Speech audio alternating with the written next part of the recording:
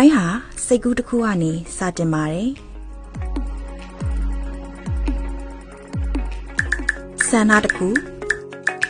သိချင်တဲ့စိတ်လေးတစ်ခု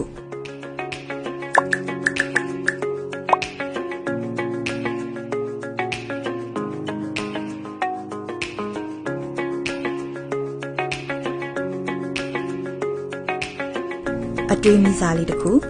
ရည်မှန်းချက်တစ်ခုတက်လက်ထဲမှာကဘာကြီးနဲ့ချိတ်ဆက်ပေးတဲ့ smartphone တွေ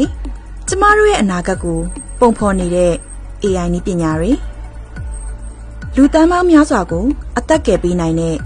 ဆေးပညာဆိုင်ရာတီထွင်မှုတွေဒါတွေအားလုံးဟာလူတဦးတစ်ယောက်ရဲ့စိတ်ကူးတွေကနေစတင်ခဲ့ကြတာပါပဲမင်း idea တွေကမဖြစ်နိုင်ဘူး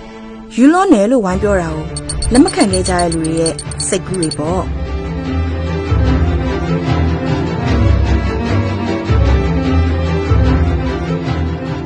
ဒါပေမဲ့အတွေးတွေကြီးတက်ကကဘာကြီးကိုပြောင်းလဲမပေးနိုင်ဘူး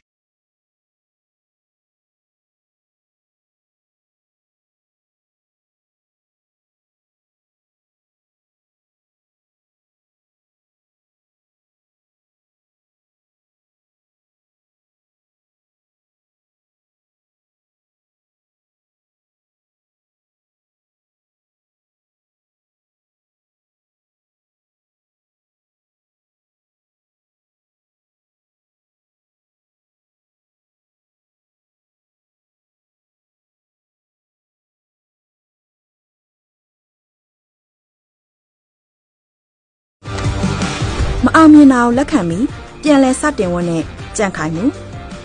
ကိုယ်စိတ်ကူးကိုအမှန်တကယ်အကောင့်ထဲပေါ်နိုင်တဲ့တတိဒါတွေလိုအပ်ပါတယ် strategy first မှာကျမတို့ဟာစိတ်ကူးတွေကိုယုံကြည်တယ်အဲ့ဒီစိတ်ကူးတွေကိုလက်တွေ့လှုပ်ဆောင်မှုနဲ့အတူတည်ဆောက်ပါတယ်ဘာဖြစ်လို့လဲဆိုတော့တကယ်အဖြစ်ရှိအောင်အကောင့်ထဲပေါ်တဲ့အခါမှာစိတ်ကူးတွေကတန်မှုရှိလာတာမို့ပါဒါကြောင့်မင်းမအနာဂတ်ကိုတီထွင်ဖန်တီးမဲ့စိတ်ကူးရှိရင်မှန်ကန်တဲ့ပထမဆုံးခြေလှမ်းစတင်လိုက်ဖို့လိုပါတယ်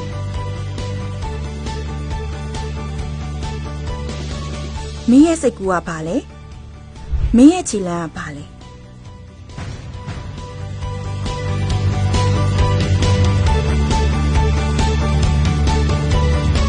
Strategy First International College